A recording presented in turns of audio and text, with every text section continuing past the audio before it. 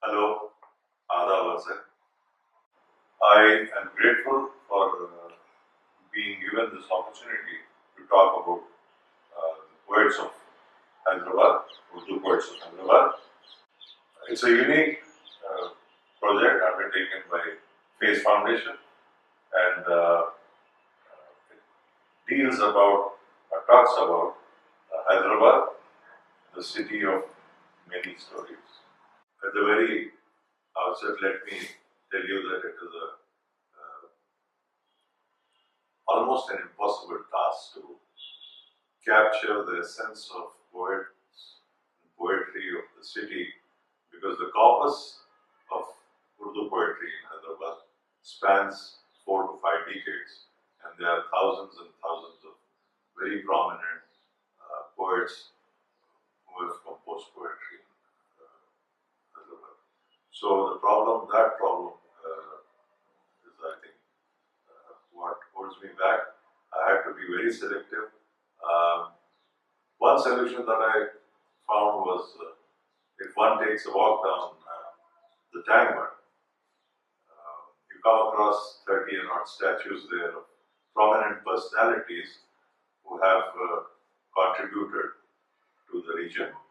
And among those, you have 3 statues of people who hail from the city of Hyderabad. Now, these three personalities are also poets of Urdu. And so I thought I would divide my thoughts today based on the 3 phases of Urdu poetry, with these 3 personalities as markers. The first is the last Sultan of Golconda, Abul Hasan Tana Shah, who ruled from 1672-73 till 1687, when the Golconda state was merged with the Mughal Empire. The second personality is a very famous, very popular personality of Hyderabad, the 6th Nizam, His Highness Nawab Mir Mehboob Ali Pasha, whom everyone referred to as Mehboob, the beloved. The third is Makhdoom Muhyiddin, born in 1808, and he, I think, passed away in 1969. So Makhdoom is another personality that I feel represents a pivotal point in the history of literature of Hyderabad. So these 3 personalities and the people, other poets around them, is what I'm going to divide my talk into. So let's begin with the Qutub Shahi period. Of course, Tana Shah was the last Sultan of Golconda and poet of some repute. But the most famous poet of Qutub Shahi times was the founder of the city of Hyderabad, Muhammad Quli Qutub Shah, the 5th Sultan. He has a lot of firsts to his credit. He is considered the first poet of Urdu to have a divan to his credit. The divan is a full volume of poetry. So Muhammad Quli is the first Sahib Diwan Shair of Urdu. Of course, the language was not known as Urdu in those days. That nomenclature came about 2 centuries later, I think. In the days of early contact between the 2 cultures, the Persian culture that was brought into India and the existing Indian culture, a via media, a language of communication, took birth in various parts of the country. Its development in the Deccan, because of the regional affiliation, the language came to be known as Dakhni here.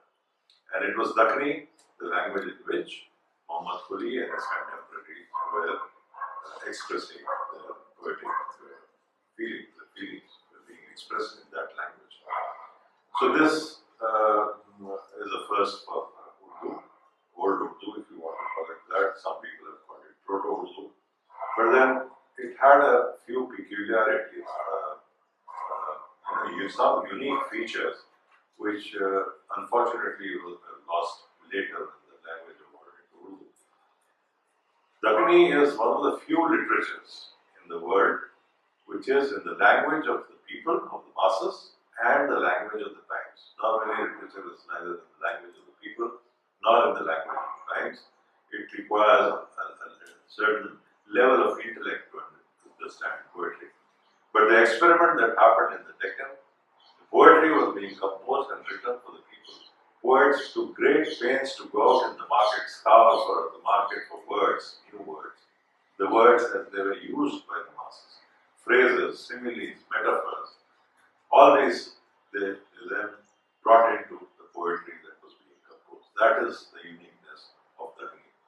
And Muhammad Quli has written about on various subjects, on festivals, on culture, on, of course, the mainstay as a most Urdu poetry is the romantic part of it.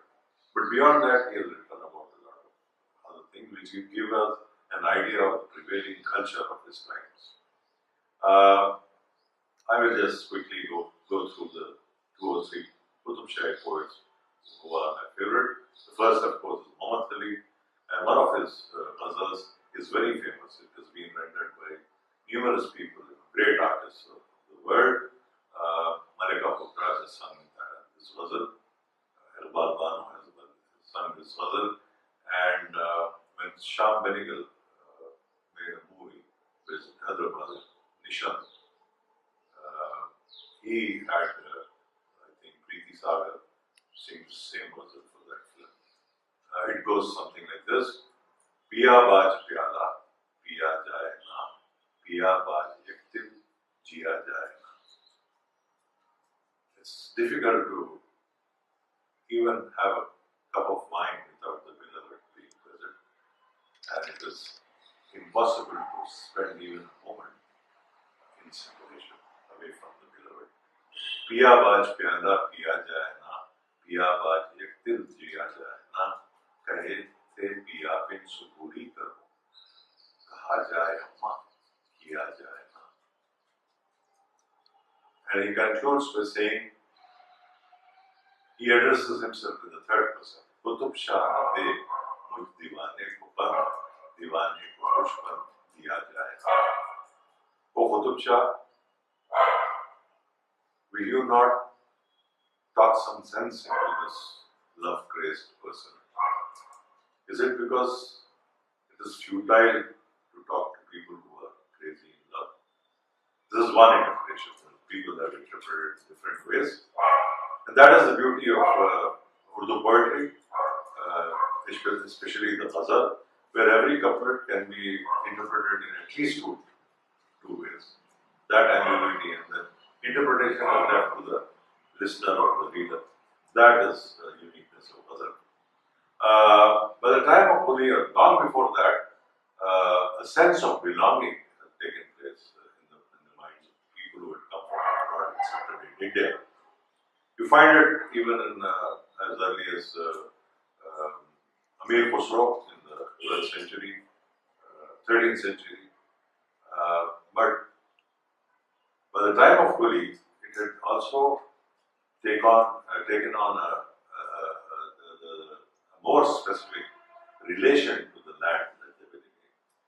So from India, it had now become the Deccan. And by the time of Quli, regional identities had become so strong that even Telangana was, expressed in poetry. The blatant regional affiliation, I think, has been expressed. I think no greater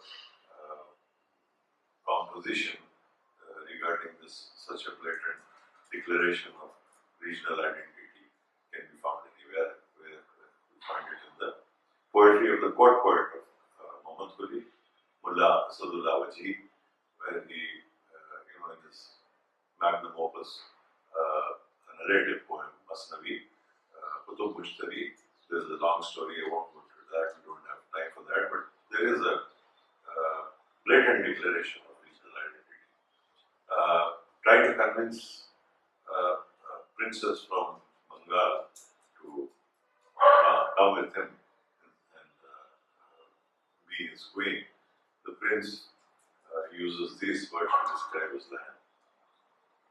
Deccan सा नहीं ठार संसार में, पुनज फाजला का है इस ठार में.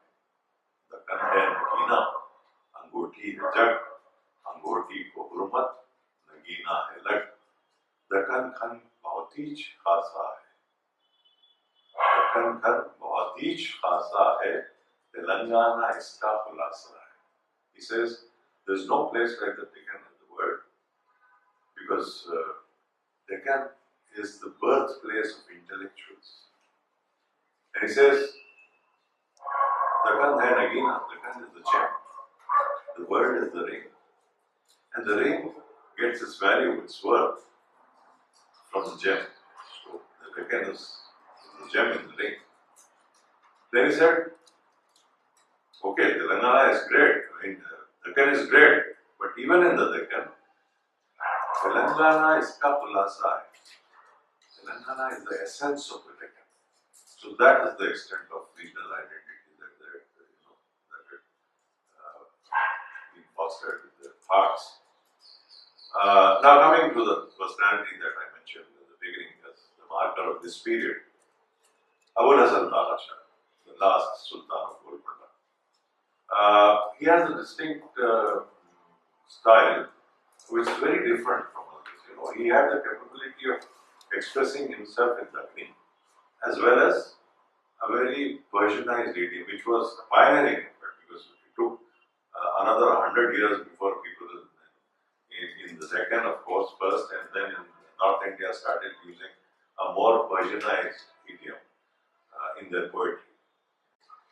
Now, Tana Shah created beautiful poetry in both idioms, the Dakhni idiom and the Persianized idiom. In the Dakhni idiom, one of the famous poems of his, present two stanzas of that. तुझ मुख को कोई चंदर कते, कुछ सूर से अनवर कते, कुछ खिजरे जां परवर कते, कोई कुछ कते, कोई कुछ कते. Some people call you, some people say that your face is like the moon, Chandrama, while others claim that it glows brighter than the sun itself, Surya Anwar, brighter than the sun, Surya. Which Khizre Jahan Parvar karte. Some claim that it is the elixir of life itself. Koi kuch karte, koi kuch karte. Similarly, we're talking about the lips of the beloved. He says, the second phase, the marker that we have chosen is Nawab Mir Mahbub Ali Pasha, the sixth Nizam of Hyderabad, who is popularly known as the Beloved. There are books written on him as the Beloved, in the days of the Beloved. But the period starts from the end of Qutub Shahi rule and continues till his times. He was himself a gifted poet, and 1908, when there was this devastating floods in the city, he opened up his palaces, he started feeding the poor, emptied the treasury, पूरी अपनी चीजें लुटा दी उन्होंने, कुछ नहीं बचा, खाली हो गई थी, पूरे खजाना खाली, जिसकी वजह से उनको महबूब कहा गया और पॉपुलरली हैदराबाद के लोग उनको महबूब कहते हैं. कोई किसी ने कहा कि ये आप बिल्कुल कुछ ज्यादा ही कर दे रहे हैं कि हर चीज सैक्रिफाइस कर दे रहे हैं लोगों के लिए.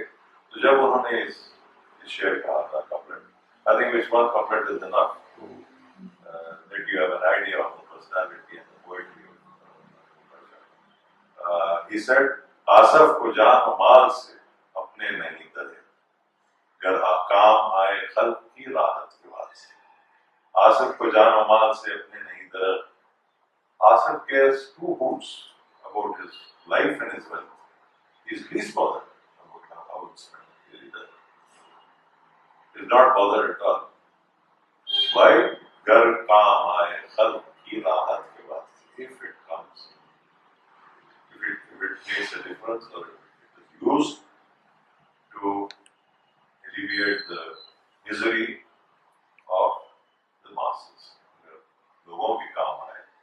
जरूरतमंदों के काम आए, दैट इज इनफ। मेरी जान भी हाजिर, मेरे माल भी हाजिर, दैट वाज माय मोटिवेशन। यहाँ से शुरुआत होती है second phase of Hyderabad poetry. और ये जो थ्रेड है ऑफ सूफीज्म, ऑफ मिस्टिसिज्म, ये बहुत कंटिन्यूअस है। हाँ, रोमांटिक पोएट्री भी कही गई, बहुत खूबसूरत रोमांटिक पोएट्री कही गई, लेकिन ये कहीं ना कहीं ये जो under current of Sufi thought को चलता आ रहा है, ये आया महबूबी पाशा के जमाने तक। महबूबी पाशा के खुद कंटेम्पररी और उनके दीवान थे जो बहुत ही अनदर बिलोवेड पर्सनालिटी ऑफ महाराजा। हैदराबाद वालों को लिए महाराजा सिनोनिमस विद महाराजा किशन प्रसाद, और कोई होता ही नहीं। हैदराबादी को कह दीजिए महाराजा, वो खुद समझ जाएगा कि यू आर टॉकिंग अबाउट महाराजा किशन प्रसाद। शाह तखल्लुस करते थे, बचपन में साथी भी थे महबूबी पाशा के, तो शाह जो है वो भी सूफियाना रंग चढ़ गया था। तो लोग पूछने लगे कि भाई आखिर तुम हो कौन, क्या तुम हिंदू हो या मुसलमान हो, क्या हो? बातें कभी ऐसी करते हैं, कभी वैसी करते हैं, अपने आप को सूर्यवंशी कहते हैं, खत्री, और तुम फिर अजीब अजीब बातें करते हो। तो महाराजा ने कहा कि ना मैं हिंदू, ना मैं मुसलमान, हर मजहब है मेरा ईमान, शाद का मजहब शादी जाने, आजादी आजादी। न मैं हिंदू हूँ ना मुसलमान। अरे मेरा मजहब मुझे मानो, तुमको क्या करने का है मेरा मजहब? That is my personal thing, मेरा मजहब मैं देख रहा हूँ। शाद का मजहब शादी जाने, क्योंकि मैं आजाद हूँ इन चीजों से, ये बॉन्ड से कि यार मुस्लिम है, हिंदू है, मैं फ्री। और जो फ्री होता है वही जानता है आजादी किसको कहते हैं। महाराजा की और बहुत सी चीजें, मगर वक्त नहीं है सुनाने का, फिर कभी मौका मिला तो सुनाऊंगा। महाराजा का खुद जो है काफी बात की जा सकती है शायद। इसी पीरियड में जैसे मैंने कहा, एक और आपको शायद मिलते हैं, हजरत शाह की दरगाह नाम पर भी फिर सूफी से, वो भी कुछ इस किस्म की बात करते हैं कि कुफ्र काफिर को भला, शेख को इस्लाम भला, आशिका आप भले, अपना दिल आराम। जो बिलीव नहीं करता, unbeliever, let him be happy with that, and one who believes in Islam, let him be happy with it। Sheikh को उधर कुछ ना करो, हम आशिक हैं, हम अपने आप में भले हैं, और अपना ऊपर वाला जो महबूब है वो हमारे लिए काफी। तो इस किस्म की बातें होती रही हैं हैदराबाद में। तो ये बहुत खूबसूरत फेज था, ये चलता रहा। ये फेज जो है खत्म हुआ महबूबी पाशा, क्योंकि पूरा कल्चरल चेंज भी आया था because of the reforms brought in by Salar Jung. वो इंग्लिश कल्चर को ज्यादा इम्पैक्ट करने लगा था हैदराबाद को। Now we come to the last phase, Makhdoom Muhyiddin, the famous revolutionary poet of Hyderabad. I'm not going to talk about his revolutionary poetry, that's a different topic altogether. But Makhdoom has composed some of the most popular romantic verses that were created in Hyderabad. And they are the favorite, all-time favorites of most of the people of Hyderabad. Although a lot of people will know him through songs that have been made popular in Hindi films. The first one was way back in the 1960s when Makhdoom was still alive. There was a film in which one of his poems was used. एक चमेली के मंडवे तले, मैं कदे से जरा दूर उस मोड़ पर, दो बदन प्यार की आग में जल गए. That was a very famous song sung by Mohammed Rafi and Lata Mangeshkar. You can Google it and listen to it. It's a beautiful piece of poetry composed by Makhdoom. Two of other of his ghazals are also used in films. One was used by I think Muzaffar Ali, if I remember correctly, in a movie